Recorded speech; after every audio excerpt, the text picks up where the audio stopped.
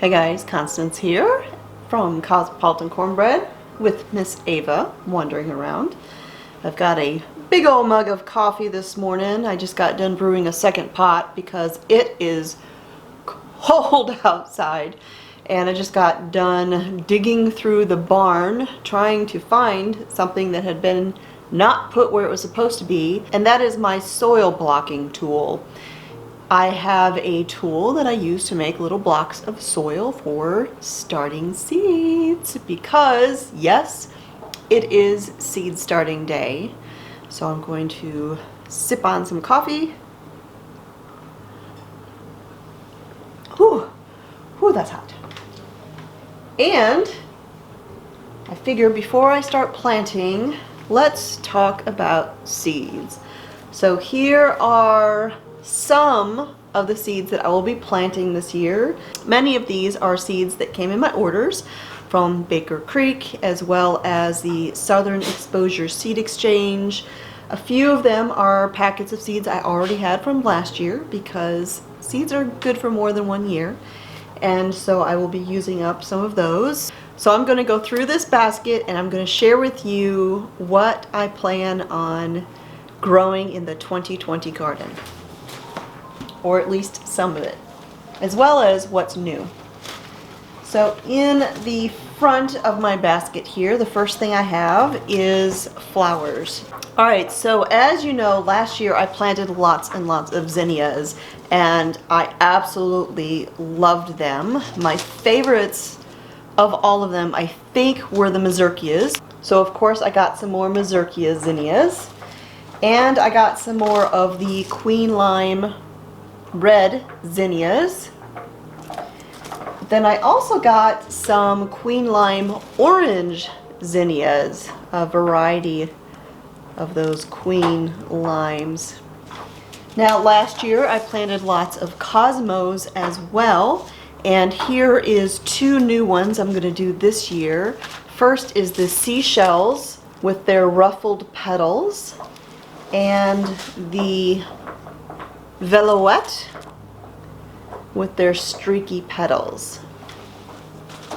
And I'm sure I will pull out some rubinado seeds for the rubinado cosmos that I planted last year too, because they had brilliant color. Next, some sunflowers. These are a repeat from last year, the Lemon Queen sunflowers. And then a new one is the Mexican sunflowers, right there. And I just realized I forgot to order some more Mongolian giants, but I may still have some seeds from last year. I need to check. Alright, another thing that I planted last year for the first time and absolutely loved was the Blue Monday sage. The color was just beautiful. It's a variety of salvia. So I ordered some more of those, and then I also got some pink Sunday sage salvia. So we'll have some beautiful violet as well as some pink out there. Another repeat from last year will be some roselle. I didn't order any of it because I still had some seeds in here, and I saved a lot of seeds from the flowers or from the plants that I grew last year. So I have lots of roselle seeds. Then I have some nasturtium, the Alaska Reds with the beautiful variegated leaves. I'm going to plant some more of these straw flowers because these are just fun flowers. And of course you can't have a garden without some of these. Marigolds, of course. And then I have two more new ones. I have some beautiful yellow milkweed flowers, orange, yellow, somewhere around there, sunshiny colors that we have that grow out here. They are perennial and they just kind of come back wherever they want to. And I went ahead and got some seeds for another variety of those. These are the red or swamp milkweed flowers. Those pretty. And then another new one for me, I've never grown this before, so I don't know if it's easy or difficult, but we'll give it a try. And that is yarrow. It's the Polish pastel mix. Aren't those pretty? They remind me a little bit of the butterfly flower, but I've never grown this, so we'll just have to see. All right, so those are the flowers, and then I'm going to move into the herbs. And I actually don't know if I have any new ones this year, so we'll just go through them real quick. Some cinnamon basil. I'm going to grow several varieties of basil this year because I got an idea from a subscriber of growing a variety of basils and then making my own kind of custom basil blend for cooking. I thought that was a great idea, and so that is the plan. So the next one I have is licorice basil, classic Genovese basil, the beautiful purple opal basil, and then this is a new one, some Thai sweet basil. Look at those pretty flowers. And then the last basil I got, which I probably didn't even need to buy any of these seeds because I planted these last year and it reseeded itself abundantly, and that is the holy basil, also called Tulsi. It smells amazing when you walk out there. Now these two are sort of a flower, and the one in particular I've not grown before, and the other one I have grown, attempted to grow repeatedly, and I've never been successful. So I'm going to try and plant some indoors to get started to see if we can make it happen. So here's the new one, caraway, which has lovely little flowers. And then here is my challenge one, chamomile. Now I know that if I can get this established, it'll keep coming back on its own. But I have never been able to get chamomile to grow, and I really want to have a chamomile patch here because I drink chamomile tea, and it would be really nice to be able to grow my own. Okay, so then some more classic cooking herbs. We have sweet marjoram, broadleaf sage, German winter thyme, Greek oregano, and some tarragon. The next batch of seeds, these are all ones that I will be, well, some of these I will be starting indoors today. And that is the brassicas. First we have the lovely scarlet kale. We have purple broccoli, pink Swiss chard. Now here's one of the new ones I've never grown. I don't know if this is one that I need to start indoors or if it needs to be direct sowed. So I have to look that up before I start any. And that is the strawberry spinach. This spinach is not like typical spinach. It grows very tall. I think it might even be a vine. And it has this lovely fruit that grows on it that tastes like strawberries. So it's kind of a dual purpose plant. The greens are spinach and the fruit is like strawberries. So this should be a really cool one to try. And like I said, I need to look that up if I start it indoors or not. Here is a new cabbage that I'm going to give a try. I love the look of it. I've been drawn to it every time I see it, and I've just never tried it. And that is the calabash. I think that's how you say it, cabbage. Isn't that neat? Then some lettuces that I'm gonna grow again, just like last year, using the same seed packets. The ruby red leaf lettuce and the bronze mignonette. This lettuce in particular, this bronze mignonette, I loved the flavor of this lettuce. So good. Now here is a green. Again, this is one I need to look up to see if I should start it now or wait. Oh, extremely cold tolerant, so I will go ahead and start some of this now. This is one that when I was looking through the Baker Creek catalog, I saw this beautiful plant and I'm like, oh my goodness, that is so cool. I've got to try that. And that is tatsoi. So the description is that it has a mellow, almost creamy flavor and is said to even be sweet and full of vitamins and minerals. So we will be giving this a try. When I saw how pretty, I mean, look at how pretty the rosette of that is. I just had to try it. All right, so there's the greens, many of which will be getting planted today, or started today. All right, next up, the peppers. A couple of these will be repeats from last year and a couple will be new because I always like to mix things up and experiment. All right, so first, the repeat peppers.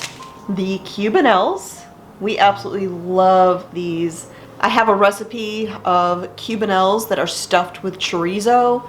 Fantastic, so good, love those peppers. Next is the jalapenos. I already know I will be making a batch of strawberry jalapeno jam for Mr. Smith this year, or I will never hear the end of it. Now this particular pepper I started and then somehow managed to not actually put any in the garden. I don't know how I ended up doing that, but we're gonna give this a second try. Paprika.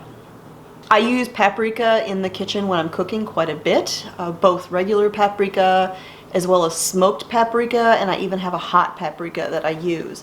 And so I would love to be able to grow my own paprika. And then there were these beauties. I would plant these just for the rainbow of color that they provide to the garden. The Chinese 5 colors. One plant gave me easily a couple thousand peppers, and I had 3 of them out there. Those were by far the most prolific pepper plants I've ever grown, and I had some doozies out there this year. All right, so the new peppers that I'm going to be trying is Italian pepperoncini, the very sweet Mira or Myra pepper. I don't know how you pronounce it, but we'll go with Lesia pepper. It's said to be the sweetest pepper that there is. And then here's a fun one. Just like the Chinese 5 color, I had to grow just if for no other reason than to have that gorgeous rainbow of color out there in the garden. Here's another rainbowish sort of pepper, jigsaws. But not only are the peppers all different colors, but so are the leaves. Look at that. Purple and green variegated leaves. So that will definitely be a fun one this year. Okay, peas. I have one variety of peas that I'm going to put in. This one is similar to the one that I grew in the autumn. This is the sugar magnolia tendril. I love these types of peas. The other variety that I did last year in the fall was a green pea, but these are purple. Now for the beans, I'm going to plant some dragon tongues and then 2 repeats, the Chinese noodle bean. That was such a fun bean to grow last year. Our all-time favorite, super prolific green bean, the NT half runner pole bean. And then a new one that we're going to give a try this year are these purple potted pole beans. Okay, a repeat from last year, the Ford Hook zucchini. This was my favorite zucchini to grow. And then here in just a little bit, I will be planting some of these golden beets. Now I did plant a few of those in the fall. I don't know that any ever ended up coming up. I didn't get my fall garden in until very late. It was delayed, and then we got some hard freezes right away, and so that just kind of stunted a lot of the fall garden. So we didn't really have a lot that went in. So we will give that another try. All right, next up, I'm gonna grow some okra again this year. This time I'm going to do the Alabama Red. And now for the tomatoes. So I have 2 varieties that are repeats. Our all-time favorite Dr. Witchies, or Dr. Wykes, however you pronounce it. I had one of these tomatoes last year that was, I believe, 27 ounces. These tomatoes grew absolutely amazing last year. Then I have some saladette. Those are a little bit bigger than a cherry tomato, but I grew some last year. Mr. Smith loved them, would take several with him to work to eat during the day, and that is the vernissage. Now last year I grew the black vernissage. I couldn't find seeds for just that variety, so this year I have a mixture, the Art Color vernissage mix. Those right there are the black vernissage, and then we've got different varieties, and they all have that really neat streaky color to them.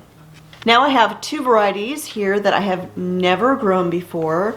One of them, actually both of them, I hear a lot about. But this one in particular is one of those that my understanding is it's almost got a fan base in the gardening world, and that is the Paul Robeson tomatoes. And then the fourth one that I have here, and I've got more tomato seeds.